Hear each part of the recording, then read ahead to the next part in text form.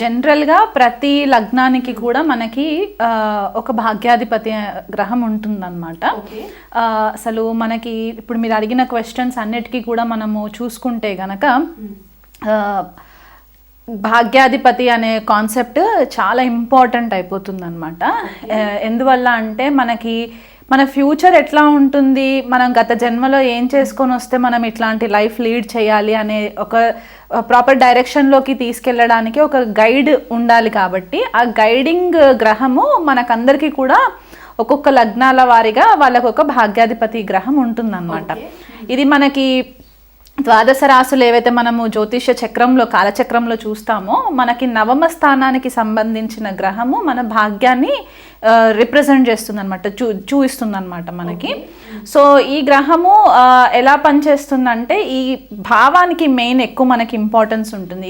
ఈ ధర్మ త్రికోణం అయిపోతుంది అనమాట. అంటే మనకి ఫస్ట్ హౌస్ అంటే లగ్నము, పంచమ స్థానము, భాగ్యస్థానము, నవమ స్థానం ఏదైతే మనకి ఈ ట్రయాంగిల్ ఉంటుందో త్రికోణాస్ అంటారనమాట.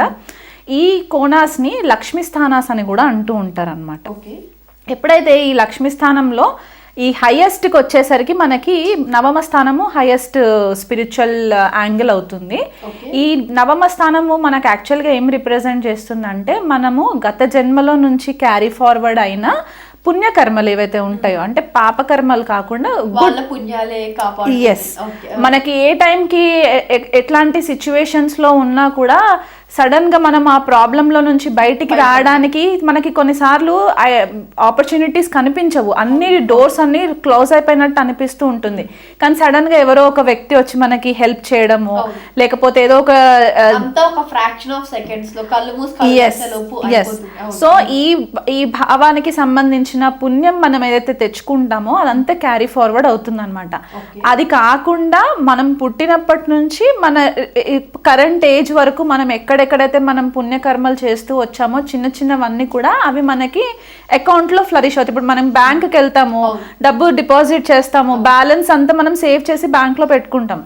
ఈ భాగ్యాధిపతి ఆర్ భాగ్యస్థానానికి సంబంధించిన ఫ్యాక్టర్ కూడా ఇంచుమించు అట్లాగే ఉంటుందన్నమాట. కర్మాస్ మనము ఎంత గుడ్ కర్మాస్ చేస్తే, ఎన్ని మంచి పనులు చేస్తే అది ఒక్కొక్క రోజు ఒక్కొక్క పర్సంటేజ్ లాగా మనకి నవమ స్థానంకి వచ్చేసరికి ఆ బ్యాంక్ బ్యాలెన్స్ అక్యుములేట్ అవుతుందన్నమాట.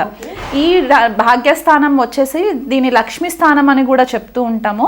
ధర్మ త్రికోణం కూడా అవుతుంది. అంటే మనం ఎలాంటి ధర్మాన్ని ఫాలో అవుతున్నాం అంటే మనము ఇక్కడ మతం గురించి మాట్లాడట్లేదు, ధర్మాన్ని. అంటే మనం హిందూ అయి ఉండొచ్చు, క్రిస్టియన్ అయి ఉండొచ్చు, అసలు ఏ రిలీజన్ కూడా ఫాలో అవ్వకుండా కూడా ఉండొచ్చు. కానీ కొంతమంది వాళ్ళు అంటే నాస్తికులు ఉంటారు, వాళ్ళు రిలీజన్ని ఫాలో అవ్వరు, కానీ వాళ్ళ మనసుకి చాలా మంచి వాళ్ళు అయి ఉంటారు. అంటే వాళ్ళు ఏదైతే ఫిలాసఫీని బిలీవ్ చేస్తారో దాన్ని మట్టుకు వాళ్ళు దాన్ని స్పాయిల్ అవ్వకుండా, పాడు చేయకుండా ఆ బిలీఫ్ని వాళ్ళు ఫాలో అవుతారనమాట. ఆ ఏదైతే బిలీఫ్ ఉంటుందో అదంతా కూడా ఇక్కడ ఈ ధర్మ త్రికోణానికి సంబంధించే ఉంటుంది.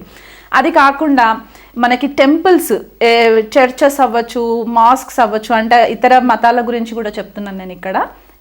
అండ్ మన టెంపుల్స్ ఇవన్నీ కూడా మనకి నవమ స్థానానికి సంబంధించిందే అవుతుంది. అది కాకుండా మనకి ఫాదర్ ఫిగర్, అంటే మన తండ్రితోటి మనకి ఎలాంటి రిలేషన్ ఉంది, తండ్రి మనకి ఏం నేర్పించారు, పుట్టినప్పటి నుంచి మనకి తప్పటడుగులు వేస్తున్నప్పుడు మనల్ని ఒక ప్రాపర్ డైరెక్షన్లో పెడుతూ ఉంటారు కదా ఫాదర్. సో తండ్రి యొక్క ఇంపార్టెన్స్ ఏంటి, గురువుల యొక్క ఇంపార్టెన్స్ ఏంటి, మనం స్కూల్ స్టార్టింగ్ కిండర్ గార్టెన్ నుంచి స్టార్ట్ అయ్యి మనము పిహెచ్డి లెవెల్ వరకు వెళ్ళేటప్పుడు మనకు చాలా మంది మెంటర్స్ తారసపడుతూ ఉంటారు, టీచర్స్ గైడ్ చేస్తూ ఉంటారు కదా. వీళ్ళు ఎలాంటి వాళ్ళు మన లైఫ్లోకి వస్తారు, వాళ్ళు మనల్ని ఎంతవరకు గైడ్ చేస్తారు, వాళ్ళ వల్ల మనం ఎంత పొజిషన్లోకి వస్తాము అనేది మనకి నవమ స్థానము భాగ్యస్థానము రిప్రజెంట్ చేస్తుంది. అంటే కొంతమందికి ఏమవుతుందంటే గురువులు కరెక్ట్గా దొరకరు. సో అంటే గత జన్మలో వీళ్ళు ప్రాపర్గా గురువుకి రెస్పెక్ట్ ఇవ్వకపోతే ఇక్కడ కొద్దిగా ప్రాబ్లం అవుతుంది, డిస్టర్బెన్స్ అవుతుంది. సో ఆ రకంగా చూసుకోవాలి. అంటే భాగ్యస్థానము భాగ్యాధిపతి ఈ భావంకి ఏంటంటే డిఎన్ఏ అంటారనమాట. మనం ఒక ప్రాణిక్ లైఫ్ ఫోర్స్లో మనం ఏదైతే ఉంటామో ఆ డిఎన్ఏ మొత్తం కూడా మనకి ఇక్కడ నుంచి కనెక్ట్ అవుతుంది. మనం ఎలాంటి ఇంట్లో పుట్టాలి అంటే కొంతమంది ఫర్ ఎగ్జాంపుల్ అంబానీ గారు ఉన్నారు, ఆయన పుట్టినప్పటి నుంచి గోల్డ్ స్పూన్ లో పుట్టినట్టు. ఎందుకంటే వాళ్ళ ఫాదర్ ధీరుభాయ్ అంబానీ గారు వెల్ ఎస్టాబ్లిష్డ్ ఫాదర్ కాబట్టి. సో అలాంటి వాళ్ళు మనం ఎందుకు అట్లా అవ్వట్లేదంటే వాళ్ళ పూర్వీకులు ఎంతో పుణ్యం చేసుకొని వచ్చున్నారు కాబట్టి వాళ్ళు ఇప్పుడు ఎంజాయ్ చేస్తున్నారు అండ్ వాళ్ళు కూడా అదే కంటిన్యూషన్ చేస్తున్నారు. సో ఇక్కడ మనకి మన పూర్వీకులు ఏం చేశారు, మనం ఏం చేస్తున్నాము, దాన్ని క్యారీ ఫార్వర్డ్ అయ్యే కర్మ అంతా కూడా మనకి ఈ భాగ్యం చూపిస్తుంది అనమాట. పూర్వీకులు ఏం చేశారు, మనం ఏం చేసాం, మన పిల్లలకి ఎగ్జాక్ట్లీ అంతే. అంటే ఇప్పుడు భాగ్యస్థానంకి వచ్చేసరికి ఏంటంటే పంచమం నుంచి పంచమం లెక్కెట్టుకుంటే 5th to 9th వచ్చేసరికి భవద్భవం కాన్సెప్ట్ అని ఉంటుంది. మనకి 5th హౌస్ అంటే పంచమ స్థానం మనం పుట్టే పిల్లల గురించి చెప్పి మన పూర్వపుణ్యం ఏదైతే మనం చెప్తూ ఉంటామో మనకి పుట్టే గ్రాండ్ చిల్డ్రన్ అంటే మనవాళ్ళు వీళ్ళంతా కూడా మనకి ఈ నవమ స్థానం నుంచి చూపిస్తుంది అనమాట. సో ఎప్పుడైనా సరే మన పూర్వీకులు ఏదైతే తప్పు చేసి ఉంటే కనుక ఇక్కడ మనకి దాని రిఫ్లెక్షన్ మనం కనిపిస్తుంది. మనం కొన్నిసార్లు అనుకుంటాం నేను ఏ తప్పు చేయలేదు కానీ నేను ఎందుకు సఫర్ అవుతున్నాను అని చెప్పేసి, ఇక్కడ మనకి ఆ క్లూ దొరుకుతుంది అనమాట. వాళ్ళు ఏం చేస్తే మనం ఇక్కడ సఫర్ అవుతున్నాము అనేది మనకి ఇది కనిపిస్తూ ఉంటుంది. అలా కాకుండా ప్రతి లగ్నానికి ఒక్కొక్క గ్రహము స్పెసిఫిక్గా ఉంటుంది కాబట్టి ఆ గ్రహం యొక్క బలాన్ని బట్టి మనకి షడ్బల కాన్సెప్ట్ ఉంటుంది. కంబస్ట్ అయిందంటే అస్తంగత్వం పొందిందా గ్రహము, లేకపోతే వక్రిగతిలో ఉన్నదా, లేకపోతే పాపగ్రహాల వీక్షణలో ఉందా, ఇవన్నీ కూడా మనకి ఈ భాగ్యస్థానము భాగ్యాధిపతి నుంచే మనకి ఇన్ఫర్మేషన్ వస్తుందన్నమాట. అంటే కొన్నిసార్లు మనం దోషాల గురించి కూడా చెప్తూ ఉంటాం, పితృదోషాలు, మాతృశాపాలు, స్త్రీ శాపాలు ఇవన్నీ చెప్తూ ఉంటాం కదా.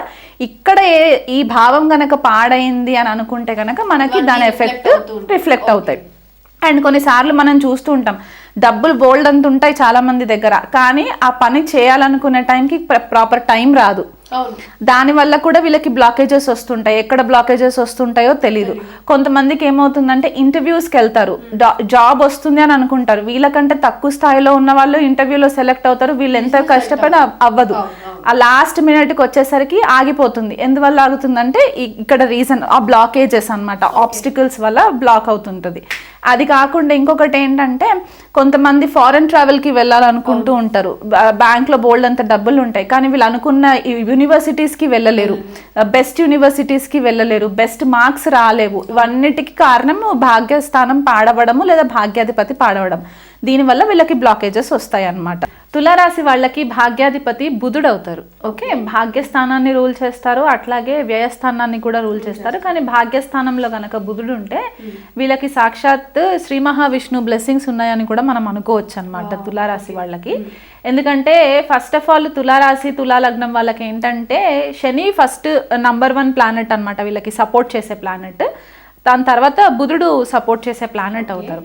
సో ఈ బుధుడు ఇక్కడ సపోర్టింగ్ భాగ్యస్థానానికి సంబంధించిన గ్రహం అయినప్పుడు ఏమవుతుందంటే స్వతహాగా తులారాశి వాళ్ళు కొద్దిగా బిజినెస్ మైండ్ ఎక్కువ ఉంటుంది వీళ్ళకి, చాలా డిప్లొమాటిక్గా ఉంటారు, బ్యాలెన్స్డ్గా ఉంటారు, ఎవరితో ఎక్కువ గొడవలకి తావివ్వకుండా వీళ్ళనంత మట్టుకు కాంట్రవర్సీస్కి దూరం ఉండే ప్రయత్నాలే చేస్తూ ఉంటారు. మనము ఇప్పుడు చూసుకుంటే గనక మన సొసైటీలో కూడా వీళ్ళనంత మట్టుకు ఎక్కువ మంది పాలిటీషియన్స్ మనకి తులారాశి వాళ్ళే ఉంటారు. And at the same time business చేసే వాళ్ళు కూడా తులారాశి వాళ్ళే ఉంటారు, నేషనల్ ఆర్ ఇంటర్నేషనల్ లెవెల్ చూసుకున్నా సరే. సో వీళ్ళకి ఏంటంటే ఆ లౌక్యం తెలుసు. అండ్ బుధుడు వాక్కుకి కారకుడు, అంటే కమ్యూనికేషన్కి కారకుడు. సో వీళ్ళ కమ్యూనికేషన్ అంతా కూడా ఎక్కువ మట్టుకు ఒక హై లెవెల్లో ఉంటుందన్నమాట. ఇక్కడ బుధుడు వీళ్ళకి ఆ బ్లెస్సింగ్స్ ఇస్తాడు. వీళ్ళు ఎంత కమ్యూనికేటివ్గా వీళ్ళు బయటికి వస్తే వీళ్ళంతగా బెటర్గా రాణించడానికి హెల్ప్ అవుతుంది అనమాట. సో ఈ బుధుడు ఎప్పుడు ఫేవరబుల్ రిజల్ట్స్ ఇస్తారు తులారాశి వాళ్ళకంటే ఆయన యొక్క దశ అంతర్దశలు వచ్చినప్పుడు మంచి రిజల్ట్స్ ఇస్తారనమాట. కాకపోతే ఏంటంటే మళ్ళీ పాపగ్రహాలతో కలిసి ఉండకూడదు. అండ్ బుధుడు స్వతహాగా రవికి దగ్గరగా ఉంటాడు కాబట్టి ఎక్కువ మట్టుకు మనకి జన్మ జాతకాలలో కనిపించేది ఏంటంటే బుధుడు అస్తంగత్వం పొందడం మనం ఎక్కువ ఫ్రీక్వెంట్గా చూస్తూ ఉంటాం.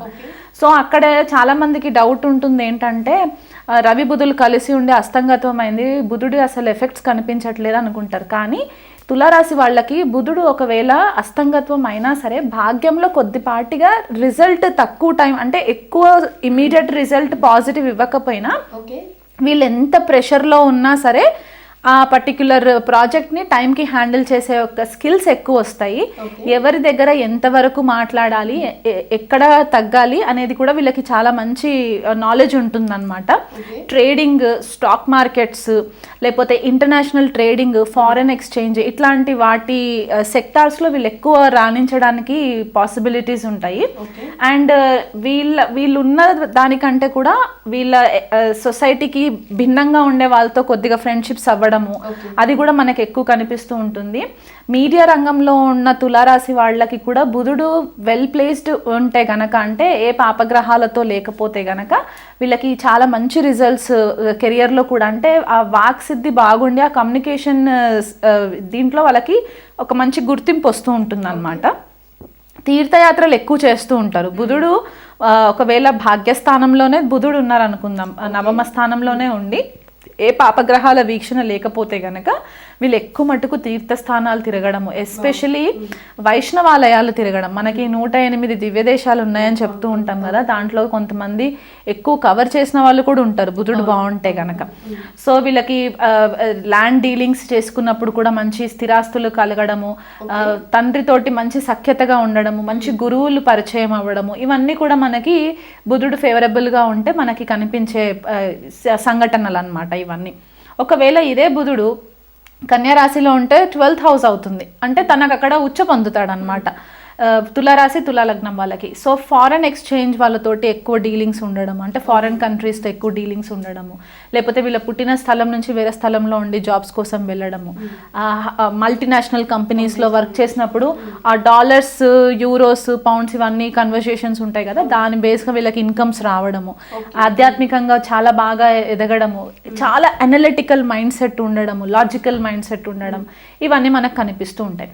అదే బుధుడు గురువు కలిసి ఉన్నారనుకోండి, లేదా పరస్పర దృష్టి కూడా పడుతుందంటే వీళ్ళు లైఫ్ లాంగ్ చదువుకునే వ్యక్తుల్లాగే ఉంటారనమాట. అంటే వీళ్ళకి ఎండ్ ఉండదు చదువుకోవడానికి, ఎందుకంటే ఇక్కడ భాగ్యాధిపతి బుధుడు అక్కడ న్యాచురల్గా గురుడితో కలిసి ఉంటే వీళ్ళకి నాలెడ్జ్ ఎండ్ అనేది ఉండదు అనమాట. ఎంత చదువుకున్నా కూడా ఇంకా చదువుకోవాలి, అంటే లైఫ్ లాంగ్ ఒక స్టూడెంట్ లాగా ఉండే ఒక యోగం అనమాట. గురు శిష్య పరంపర అని చెప్తూ ఉంటాం కదా, అదొకటి కనిపించే యోగం కనిపిస్తూ ఉంటుంది. చంద్రబుధులు ఉన్నారనుకోండి కలిసి, తులారాశి తులాలగ్నము, చంద్రబుధులు అంటే భాగ్యాధిపతి దశమాధిపతి కలిసి ఉంటే చాలా బుద్ధి స్ట్రాంగ్గా ఉంటుందన్నమాట, ఎక్స్ట్రీమ్ ఇంటెలిజెన్స్ ఉంటుంది. అదే ఒకవేళ ఆ చంద్రబుధుల పైన రాహు వీక్షణ కానీ కేతు వీక్షణ కానీ పడితే, లేదా రాహు కేతులతో కలిసి కనుక ఉంటే అప్పుడు కొద్దిగా సైకలాజికల్ ప్రాబ్లమ్స్ వస్తాయి.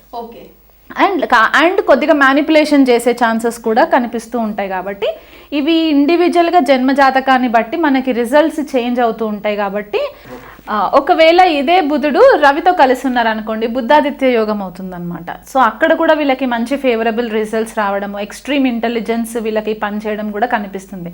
శని బుధులు తులారాశి వాళ్ళకి, తులాలగ్నం వాళ్ళకి శని బుధులు కలిసి ఉంటే ఒక యోగకారక అండ్ ఒక భాగ్యాధిపతి కలిసి ఉంటే పెట్రోలియం ఇండస్ట్రీలో వర్క్ చేయడము, లిక్విడ్స్కి సంబంధించి పనిచేయడము, ఇట్లాంటి వాటిల్లో కూడా వీళ్ళు కొద్దిగా రాణించడానికి మంచి స్కోప్ కనిపిస్తూ ఉంటుంది.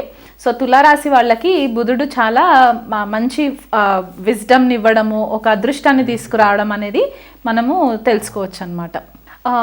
తులారాశి వాళ్ళు, తులాలగ్నం వాళ్ళకి ఒకవేళ జన్మజాతకంలో భాగ్యాధిపతి బుధుడు కనుక పాడైతే వీళ్ళు బుధవారం రోజు బుధుడికి దగ్గరలో ఉన్న వైష్ణవాలయంకి విజిట్ చేసి అక్కడ విష్ణుమూర్తి అవతారంలో ఉన్న వెంకటేశ్వర స్వామికి అయినా సరే అభిషేకం చేయించుకోవడము, అర్చనలు చేయించుకోవడము, ఇదొక రెమెడీ. అలా కాకుండా నిత్యం విష్ణు సహస్రనామం చాంటింగ్ చేయాలి, అంటే చదవాలి, విష్ణు సహస్రనామం చదవాలి. చదవడం రాని వాళ్ళు కనీసం విన్నా కూడా కొద్దిపాటికి హెల్ప్ అవుతుంది. అంటే అసలే చదవడం రాని వాళ్ళ గురించి చెప్తున్నాను అనమాట, తెలుగు రాదు అన్నట్టు కాకుండా. అండ్ ఉదయం సాయంకాలము విష్ణు సహస్రనామం చాంటింగ్ ఒకటి రెగ్యులర్గా చేసుకోవాలి. వీలైనంత మట్టుకు బుధవారం రోజు నాన్ వెజ్, ఆల్కహాల్ ఇట్లాంటివి అవాయిడ్ చేసినా కూడా వీళ్ళకి మంచి రిజల్ట్స్ వస్తాయి. గోవుకి మనకి గ్రాసం తినిపించడము బుధవారం రోజు, లేదా గ్రాసం అందుబాటులో లేదనుకుంటే కనుక మనకి ఆకుకూరలు దొరుకుతూ ఉంటాయి కదా, ఆకుకూరలు ఎక్కువ గోవుకి తినిపించడము. వీళ్ళు కూడా ఆకుకూరలు సేవన చేయడం వల్ల కూడా కొద్దిపాటిగా బుధుడు రెక్టిఫై అవుతారు.